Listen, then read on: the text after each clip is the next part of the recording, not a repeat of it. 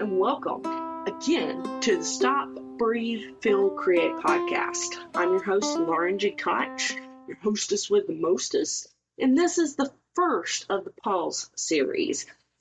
During these episodes, you'll find mindfulness and creative prompts aimed at deepening your connection to self and nature while finding magic in the mundane.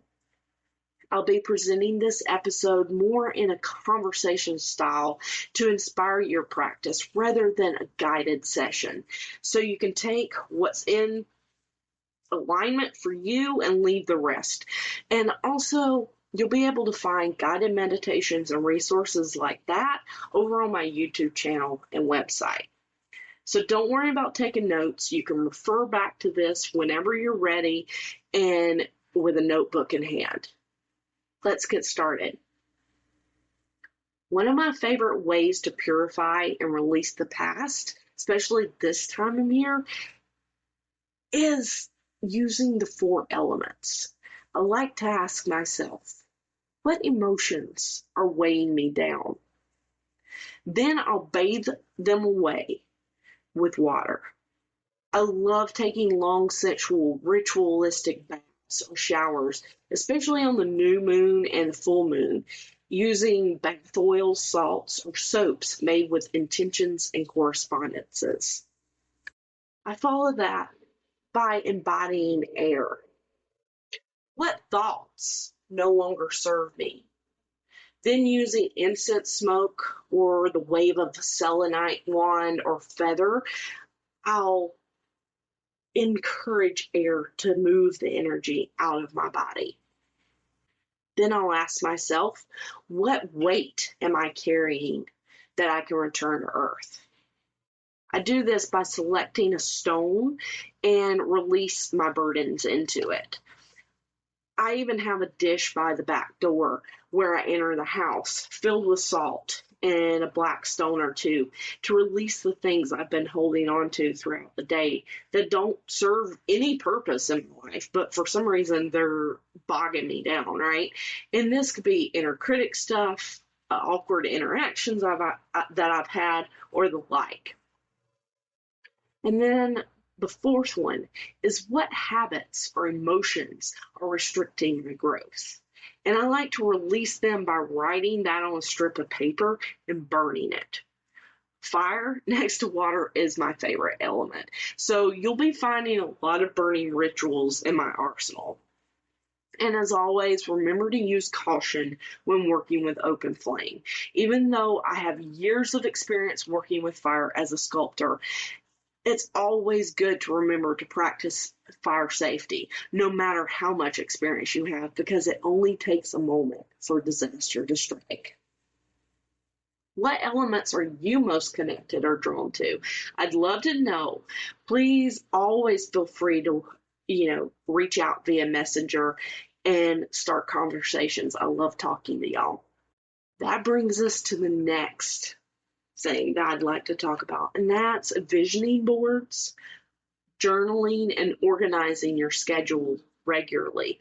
This can help you find more balance in your life by considering what you need to release in order to free up time and energy for new things to start taking root, as well as identifying areas of your life that are of most importance and could use some more attention. Remember, things grow where our energy flows. This covers 2 of the basic steps for successful manifestation as well. Putting things out into the universe by getting clear on what you want in your life. And it also breathes life into what you're manifesting by making your ideas more tangible so you can start creating a blueprint of how to get the ball rolling. But enough on manifestation. That's a totally different topic for another day. And you'll be able to find more resources on that in my blog as well as on the Keeper of the Old Ways YouTube channel. In the meantime, here's a little exercise that I like to do when I'm trying to start a new project or take some commitments off my plate. I make, not find, a quiet moment, because if you're waiting for a quiet moment to find you, it will never come. This can be in meditation, but sometimes my best thinking happens when I'm driving, taking a shower, doing mundane tasks around the house or studio. I check in with myself and see where I'm feeling tension or excitement. Then I ask myself, am I taking illuminated action? Then I ask myself, am I taking illuminated action?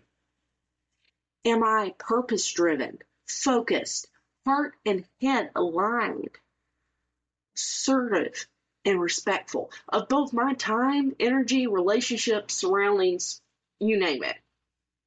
Or is it actually achievement-oriented, random busyness used as a coping mechanism? Am I overthinking? Am I experiencing a lot of negative self-talk, making it difficult to feel anything but overwhelm and indecision?